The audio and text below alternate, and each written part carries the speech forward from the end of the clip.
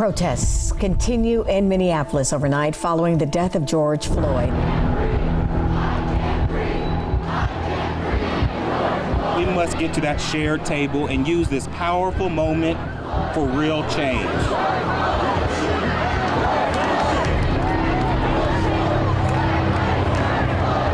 Change is now. Change is up to not me, but to all of us. You are ordered to leave. Regardless of your purpose, you are in violation of the law. And I want to renew my commitment to addressing racism that exists in our neighborhoods, the workplace, and in law enforcement. This is about race. It's about ethnic disparities. It's about poverty. It's about educational inequality. It's about the underserved. 1 week in Columbus. One more black man dead. We must start the conversation now.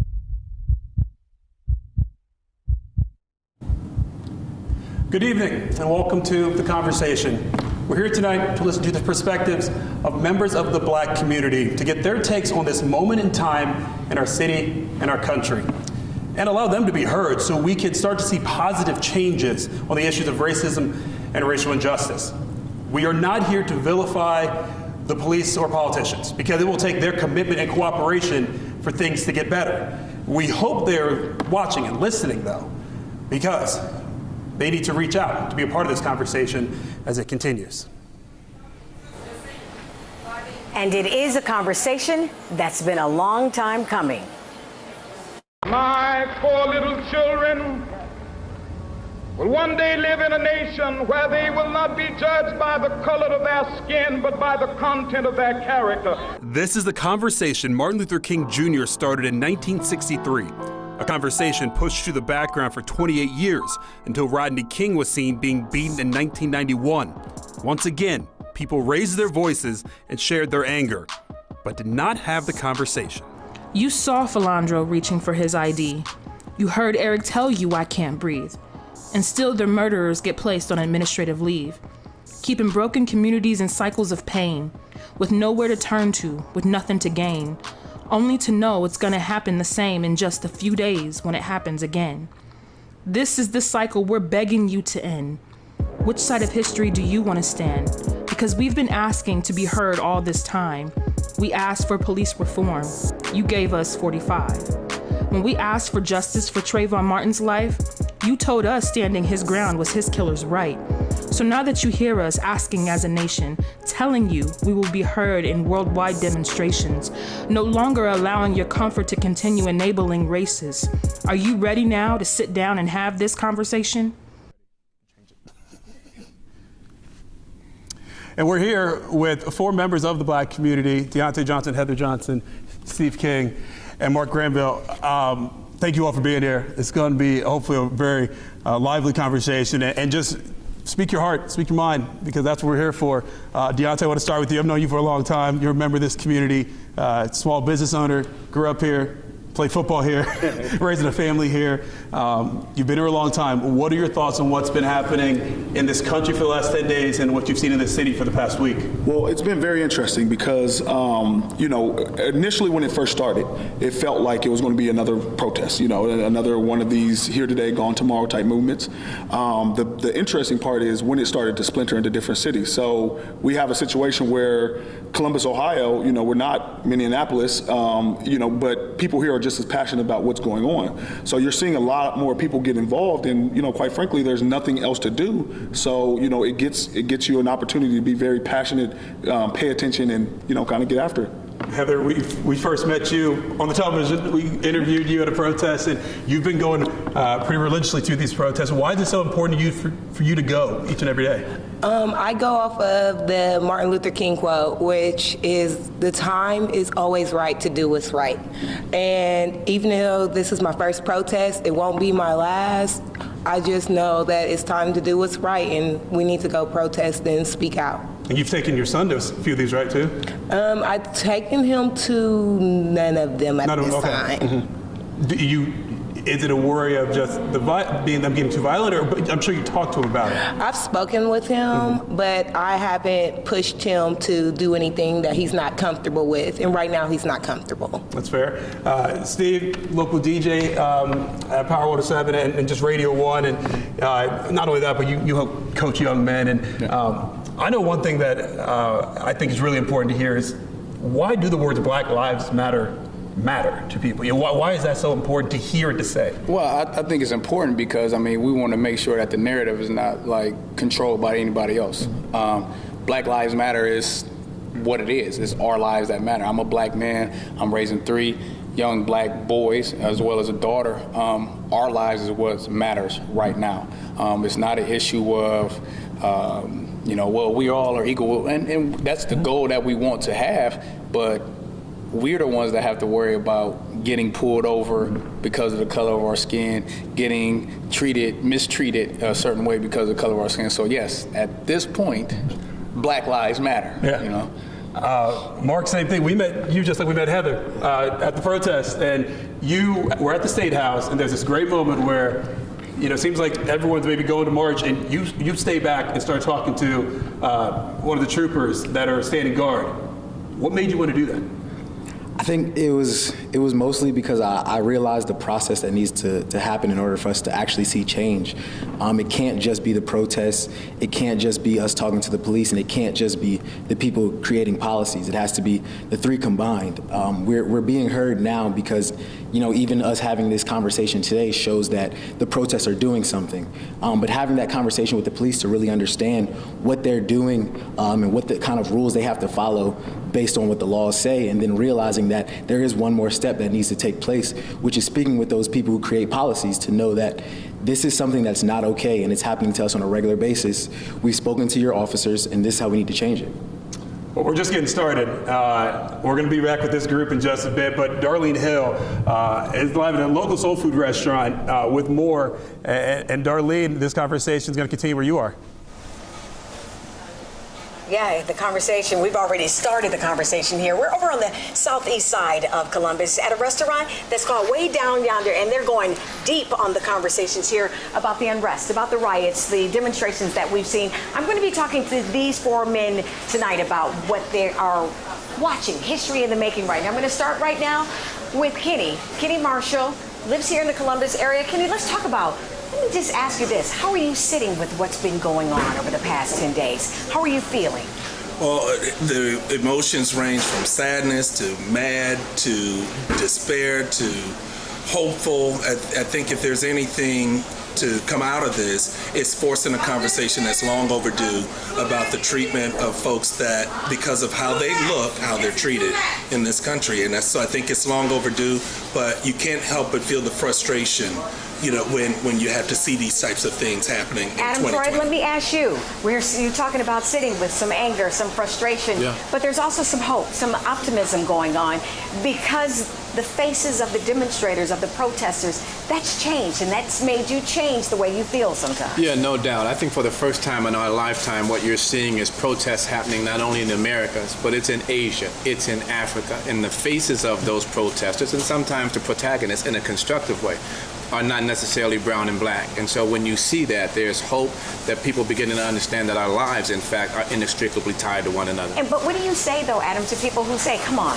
we've done this before, we've been here before, we've marched across the bridges, we've walked through the neighborhoods. Is it because, like you said, it's not just happening in Ferguson, it's not just happening in Brooklyn, it's not just happening in certain neighborhoods, it's now all over the world? Well, I think that's part of the answer, but it's a fair criticism, because when we talk to the younger generation, their perspective is, listen, the very thing you guys told us for the past 40 years has not worked.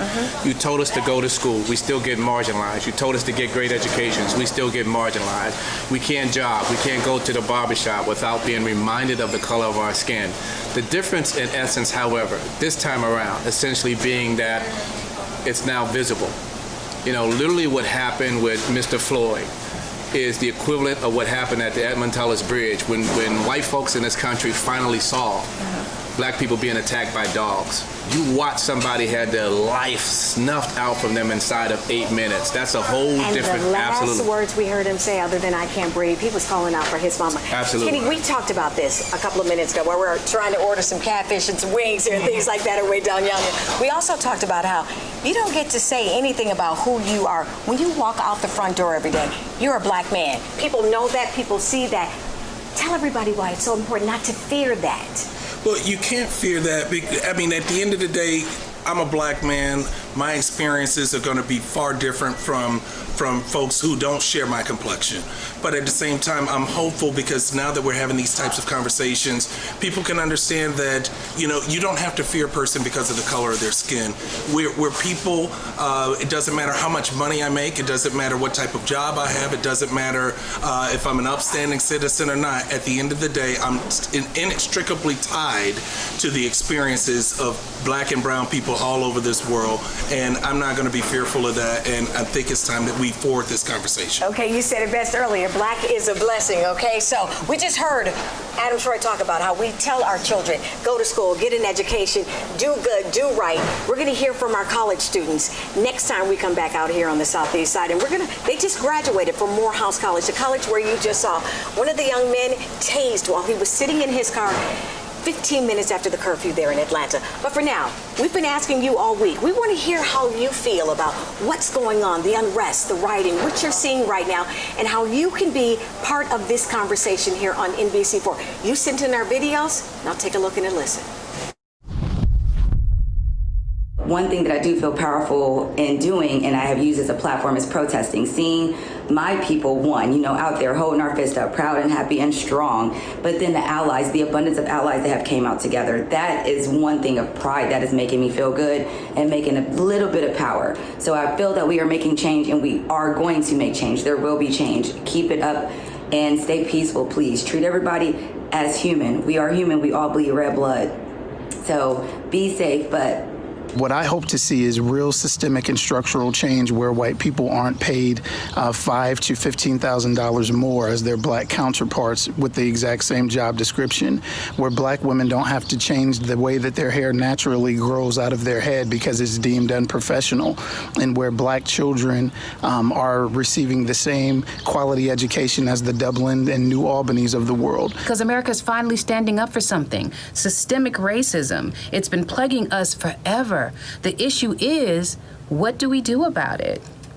What did our predecessors and ancestors do that we can learn from? And what did they not do that we need to do in order to make some progress? That's how I feel. Our hearts go out to the family of George Floyd. That's our brother, our nephew, our sons, and our hearts surely are hearts are broken. Yet we're hopeful, we're resilient, and we know that it's just time for change. Now, earlier this week, I had the chance to speak with a woman by the name of Adrienne Hood. She's Henry Green's mother. Now, she told me that there's no greater pain than losing a child. Now, Henry Green, he was shot by Columbus police back in 2016, and she said that she marched then, and after seeing what happened in Minneapolis, she marches now. Please, man. Please, please.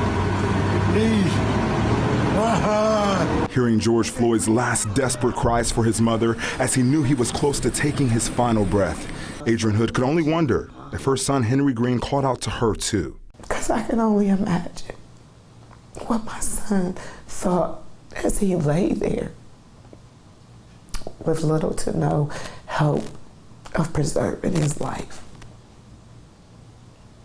And I couldn't hold him. And even when he got to the hospital and they told me that he didn't make it, I never got to touch him warm again because they told me he was evidence. A reality she struggles with to this very day. Hood feels Columbus police officers Jason Bear and Zachary Rosen unfairly killed her son, something she says she feels over and over again in this country with white police officers. Fear, misunderstanding,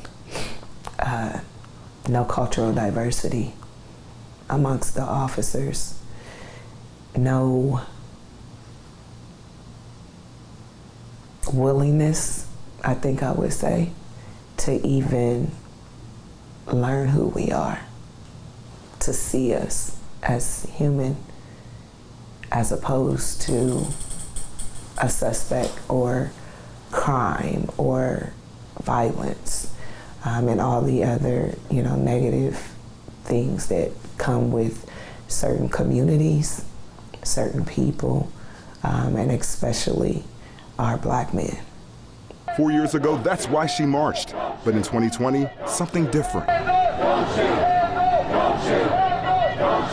Because I feel like this country has turned a corner and there is no going back. I feel like our white allies have had to look racism in the face with an undeniable truth right now. And they have showed up and they are asking what they can do to help. A riot is from the voices of the unheard. People are hurting. And there's been a lot of talk, a lot of promises that have not been fulfilled by our elected officials. So even yesterday, Chief Quinlan getting out there and walking with the protesters, that means nothing to me. Nothing. Because we don't have anything in writing that's saying they're implementing any type of change to bring accountability to this police force or any other police force. You can hear that pain in her voice. Now, she tells me that everything reminds her of her son. She said the color red, the smell of his cologne. She says sometimes she finds it hard not to break down, but she says she can hear her son's voice in her ear telling her to do not give up, to keep on going. And that's exactly what she's doing. The veil of racism is finally being pulled back and exposed for what it is. I am proud of our community to stand up and demand change and demand answers. However, most importantly, we have to invoke our right to vote. We have to vote out the leadership. We have to get people in that are going to fight for human rights, that are going to fight for equality, and will acknowledge that racism exists and willing to do something about it. We're all human. There's one race technically, and that's the human race. That's what I believe in. And that's why I want all you young people out there, just get out and vote. We can do that now. We're of age now. We can make changes in this society and make it better. Register to vote and vote. You don't like that guy in the White House? Vote him out. You don't like the guy in the State House? Vote him out. You don't like the guy in the City House? Vote him out. You don't like the prosecutor and the judge that overcharges your son and sends your son to prison? Vote them out. Voting is our power. Economic boycott is our power. Keep at it. You're doing the right thing. I am proud of our young people. A good reason for our racial tension and our division right now is because the leader of our free world, even at the time when America is in its crisis and just needs kind words of compassion and hope, he antagonizes, he agitates, and that trickles down. I feel like most of society, we're getting better. But he antagonizes the racists and the people that don't want change and don't want unity. And I think that's a big part of the problem right now. Talk about some of the problems. Some of the problems when you talk to some African American men, some African Americans, they talk about the first time they experienced racism. I'm going to have that conversation right now with Julian Turner, who just graduated from Morehouse College just a couple of months ago. Yeah, a few weeks ago. Congratulations. Let's talk about the first time you, marketing major, experienced racism. That is kind of hard to pinpoint because this is such a integral part of just our lifestyle. I've become desensitized to it. Microaggressions. You're saying all the it time. happens that happens often. that often. You know, you have to get used to being uncomfortable at a certain point. Walking around, getting stares, having to often check your overreactions, or even just your reactions to the point where they're underreactions to certain stuff because you don't want to have to reinforce these stereotypes. that are put on you. So I can't really pinpoint because I've been experiencing it all my life. You said as early as middle school, though. Yeah, back when you go from bullying, it seemed like bullying wasn't just bullying to us because it was how people treated you. You know, it wasn't like, oh, today I got bullied because my shirt. It was really just how people talked to you. It was just how people looked at you. It was how people moved when you were walking towards them. It was how people crossed the street when you're walking the street, how people clutched their purses. I'm going to bring Xavier Sims into the conversation, another graduate from Morehouse, majoring in sociology. Let's talk about your experiences. Sometimes you hear from non-African American men will say to you, come on, that really didn't happen. You're being a little too sensitive. Yeah, similar to Julian, it's been like an ongoing thing that I've had to, I don't want to say become familiar with it, but learn how to control my reactions to it. From being in my neighborhood and going on a run to seeing, 50 people going across the street when they see me running to even in sports by different coaches who didn't want to recruit me or come to my neighborhood to speak with me. It's been pervasive throughout my whole life and something that my family has had to sit my sisters and I down to teach us, how to be our best selves in whatever situation. And you grew up right here in Columbus, correct? Yes, ma'am. What neighborhood? What high school did you go to? I went to Eastmore Academy High School, but I live on Cleveland Avenue on the north side of Columbus, Ohio. And did you experience some in your neighborhood? In my neighborhood, no, because it's primarily black. But if you go right behind my neighborhood, there's Minerva Park, which is Westerville, considered Westerville, and if you go within that neighborhood and you drive through that neighborhood, no one looks like me, and it's cops. It's like a police station within that neighborhood. And when you're growing up, you're told to stay out of that neighborhood at a certain hour, correct? Absolutely. And this was just 10 years ago. Yes. All right, Julian, let's talk about what you guys have planned on Saturday. You're planning a peaceful protest. Yes. Let me ask you this, the value that you see in the protests and the demonstrations, and how much change you think is going to come out of what you're seeing right now, and what you're going to do on Saturday? Yeah, I think it's very important for us to have platforms to use our voice just as much as we show uniformity and take action. When we were watching the protests on the news, we just texted each other, just given that we just graduated from Morehouse, we just said we need to do something.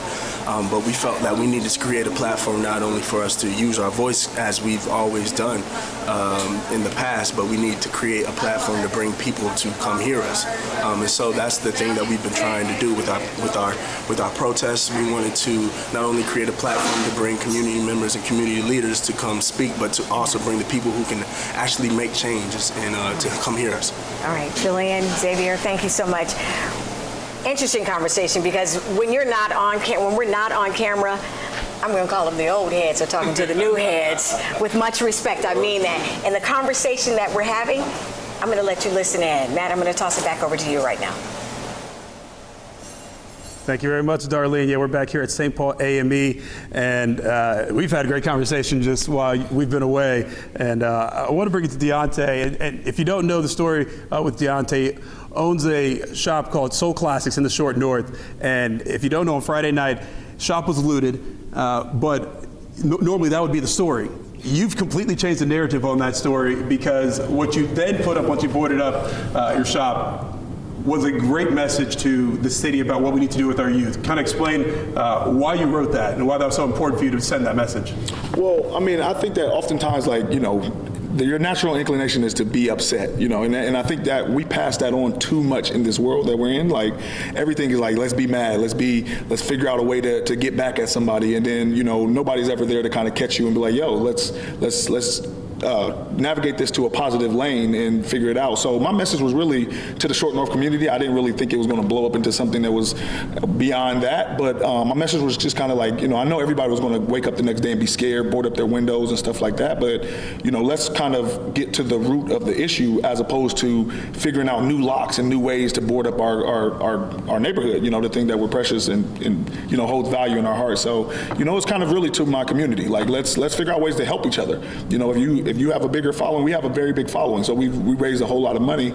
Let's figure out how we can help that shop that just opened up and donate money and put money in their pockets. So I think it was just more of a community message. And that's the great thing is that I know you've set up where people can donate to help the repairs, but you've already said the extra money is going to go toward other minority businesses that were damaged. So thank you for that. It's been great. Heather, I want to bring it to you because today was a very somber day in America as we saw the memorial for George Floyd. And I know it has to be hard as a mother when every time you see one of these deaths happen, you have to explain it to your children. What was that like, having to explain the George Floyd death? Explaining to my children that racism still exists was very hard. They don't see it, they don't know it, they don't feel it. And just to make sure that my sons understood that they are Black, that was one of the hardest things to do, because to them they're like, Mom, I'm just Elijah, or I'm just Elias. It's not a Black boy, it's what their name is. Yeah. So they don't really understand it, but I try to make sure that I explain to them that an injustice anywhere is an injustice to us everywhere. So I don't want you to understand it differently than that. We are all affected. We're all in Minnesota right now. Yeah, it's so true. Steve, I want to bring it to you because just like Heather has to talk to her kids, you have to talk to your players, your JV coach at Whitehall, and you guys just had a conversation about this. Yeah, it was important because with everything going on, and obviously with the coronavirus, the pandemic, it's hard to really have a grasp on your players. You don't get to have that day-to-day interaction. So myself and Coach Williams, our head coach over at Whitehall, just all felt that it was important. We got on the Zoom call today and just let our guys, pick their brains about, do you know what's going on? Surprisingly, some of the younger generation, I don't know if they understand the impact, but I think that it was important from us as Black leaders and their coach to make sure that, hey, that your coaches are instilling this into you. You know what I'm saying? Because the type of team that we have and where we go, we run into it anyway. Yeah. You know what I'm saying? So I think that is slowly starting to get around to them, but it's important. Just like we treat our players like they are our own kids. So the same conversation that I have with our players, same kind of conversation I'm having with my own kids. So it's very important. And Mark, I want to get to you because you've been at the protest and you've been able to see how diverse that crowd is. For change to happen, we're going to need everybody to make this happen, right? Absolutely. I think it's been really inspiring to see so many diverse people at the protests, because it's been about 20 years since the Rodney King incident happened, and about 60 years since Martin Luther King was marching, and you go back to all those times and you could see that it was mostly Black people that were a part of those protests specifically, and thinking, like you said, it's going to take all of us to really get that change that we're looking for, and seeing all those people there, it makes me feel like we actually may get change from this. Absolutely. I want to let everyone know that we put resources on NBC4i.com, everything from how to, voter registration, how to contact your local law enforcement, how to contact your local politicians, everything you need to know so you can make change. Protesters' rights, health resources, all right now on NBC4i.com/theconversation. We really hope you'll go there today, tomorrow, throughout this month, and throughout the year, so you can figure out how you can get change made. We'll be back in a minute. I hope and I remain faithful that we can move beyond this pain, that we can have the conversations that are needed, that will turn into action in our corporate boardrooms, in our state capitals, in our Supreme Courts, in our homes. This is amazing. It's nationwide, it's worldwide, it is across races. It is people stepping up, speaking out for their fellow man. I am purely inspired and I am hopeful. When I began to see Black, brown, and white people marching together, and I began to receive text messages and emails from some of my white friends and colleagues offering support and owning responsibility to help, I began to feel hopeful again. Hope to fight for a better tomorrow. I feel as I watch today, I don't remember seeing so many cities involved, so many racial groups involved, the diversity of the crowds, the worldwide participation. I think America, at least a significant amount of America, has finally gotten it. And I really hope that our country finally gets it.